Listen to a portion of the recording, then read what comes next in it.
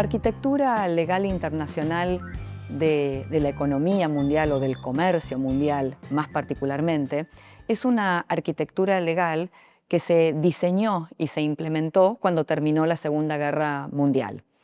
Así como hubo una conferencia, la Conferencia de San Francisco, en la cual se negoció y se adoptó la Carta de San Francisco para regular todas las cuestiones que tenían que ver con el uso de la fuerza, con la paz y con la guerra, y con eso se diseñó y se puso en funcionamiento la arquitectura legal que hace a la seguridad internacional. En la economía pasó algo muy similar. Existió una conferencia conocida como la Conferencia de Bretton Woods. En realidad es una conferencia que duró muchos meses, y de esa conferencia en Bretton Woods surgieron tres instituciones que son las que regulan la mayoría de los aspectos de la economía internacional y del comercio en particular. Conocidas como las instituciones de Bretton Woods son el Fondo Monetario Internacional, el Banco Mundial y la Organización Mundial del Comercio. Esas son las tres instituciones que nacieron cuando terminó la Segunda Guerra Mundial y que todavía hoy existen y que hoy están en crisis y tienen muchas o algunas propuestas de reforma de sus principios. Entonces, lo que vamos a ver en el módulo de hoy, lo que vamos a recorrer, es qué principios informan ese sistema de Bretton Woods o esas instituciones de Bretton Woods, cómo se fueron desarrollando esos principios y esas excepciones y cómo es el escenario hoy. Y vamos a tratar de ir haciendo este raconto en forma de contrapunto entre lo que está previsto para todos a nivel global, lo que nosotros llamamos el sistema multilateral de comercio, y lo que está previsto, lo que podemos hacer a nivel regional o inclusive a nivel nacional. Entonces, empecemos por el principio.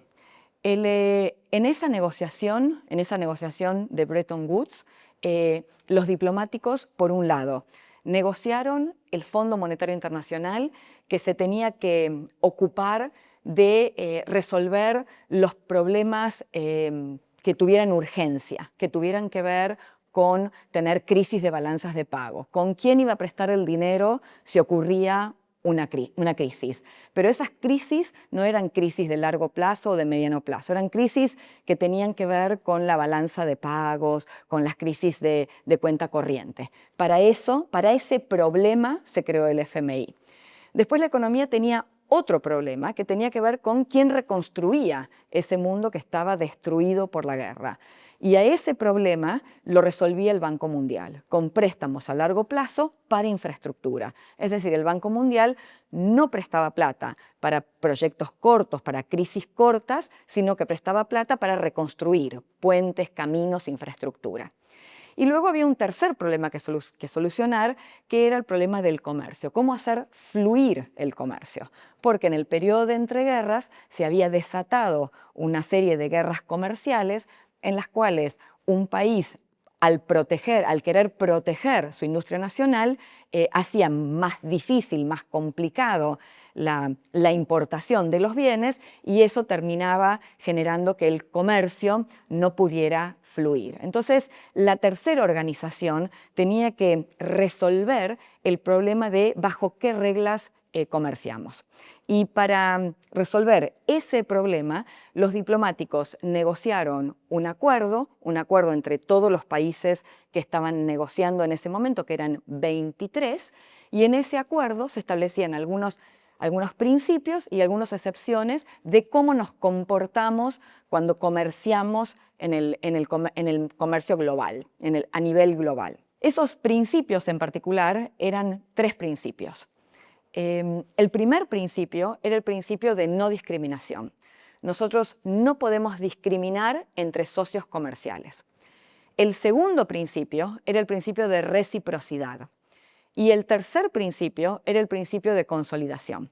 Entonces, ahora les voy a ocupar un poquitito de su tiempo en explicarles cada uno de esos principios.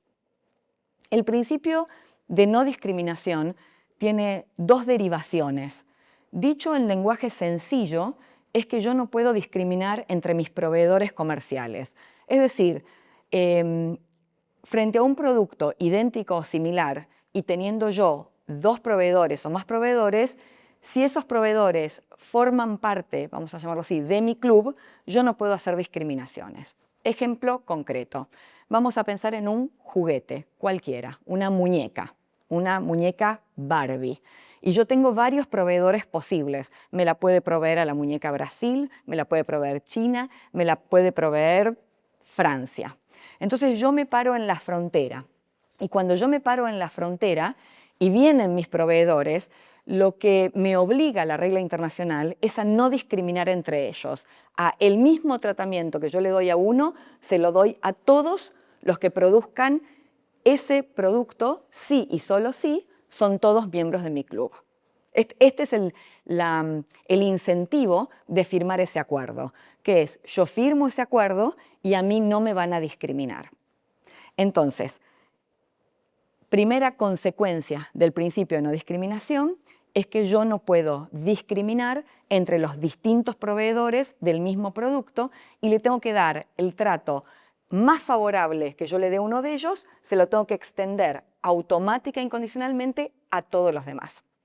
Entonces, vamos a dar ejemplos prácticos. Yo estoy parada en mi frontera y entonces vienen dos barcos y resulta que uno es de Brasil y el otro es de Francia y los dos traen muñecas Barbie. Entonces el aduanero le pregunta al barco francés, ¿usted es del club? ¿Es del GATT? ¿Usted firmó el acuerdo? Y entonces Francia dice, sí, yo firmé el acuerdo. Entonces el aduanero dice, pase, pague 5% nada más. Cuando entra el brasilero, vamos a poner que es antes de que ocurriera el Mercosur. Entonces entra el brasilero y el aduanero le pregunta al brasilero, ¿y usted es miembro del club? Y entonces el brasilero dice, sí, yo soy miembro del club. Ah, bueno, el mejor trato que yo les doy a los miembros del club es el que le di a Francia, 5%. Así que a usted también le corresponde el 5%. Y luego viene un tercer barco que es China, antes del 2001. Y entonces China llega al puerto y yo le digo a China, ¿usted es miembro del club? No, yo no soy miembro del club. Ah, y entonces ¿sabe qué? Yo no le puedo dar el mejor trato porque eso está reservado a los miembros del club GATT. Así que usted en vez del 5, yo le cobro el 15. Esto es un pequeño ejemplo para que después podamos vincular esta situación de discriminación con lo que fue la evolución de este sistema hasta que se universalizó y todos fuimos miembros del sistema y ya no se pudo discriminar más. Incluido, ya no pudimos discriminar más a China, que resultó una fábrica bastante más grande que Francia, que Brasil, que los Estados Unidos. Digo, para que podamos empezar a vincular estas reglas con parte de las consecuencias que tuvo este sistema.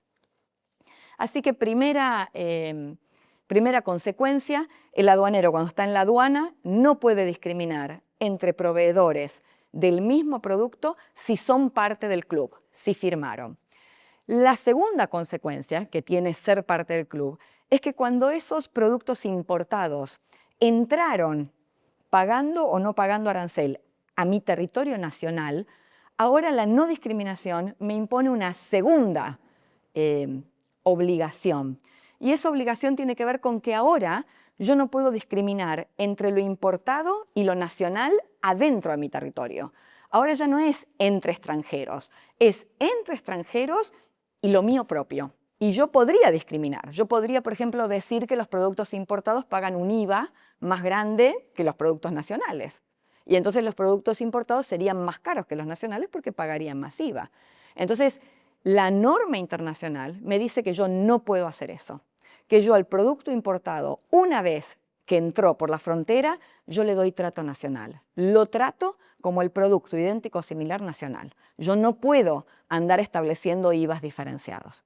Así que las implicancias del principio de no discriminación se producen tanto en la frontera entre proveedores extranjeros del mismo producto para entrar a mi mercado, como una vez que entraron, se produce entre los extranjeros y el producido nacional. El segundo principio, la reciprocidad, muy interesante, porque el sistema es un sistema contractual. Ese tratado internacional es un contrato. Y nadie va a esperar que nosotros dejemos entrar al otro gratuitamente. Es recíproco. Si yo pretendo entrar a otro mercado con condiciones favorables, tengo que estar lista para dejar entrar a mi mercado en condiciones favorables. Por eso no existe técnicamente una negociación comercial en el mundo en la cual un negociador pueda decir que no se dio nada. Eso no puede ser así porque es parte de las reglas de la negociación. Porque abrir el mercado se considera una concesión comercial.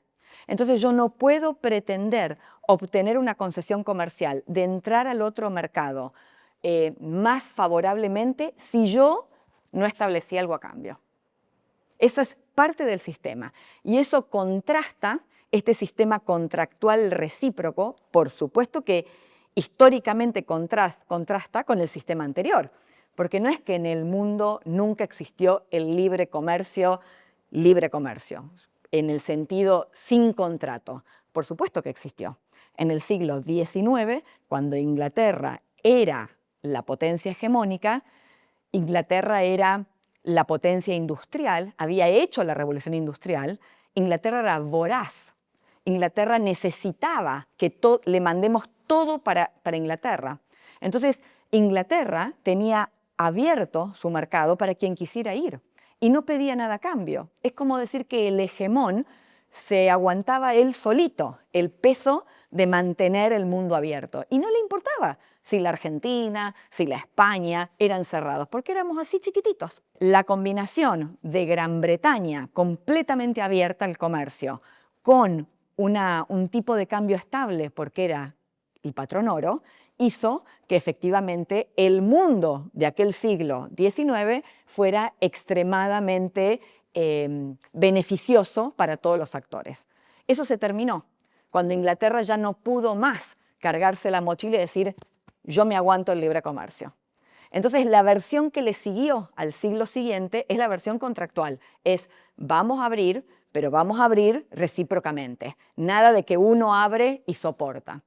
Yo a veces en mis clases les pido a los alumnos que imaginen si China abriera su mercado, que es en este momento el mercado, los 1.000 millones de chinos, y dijera, yo me aguanto el libre comercio.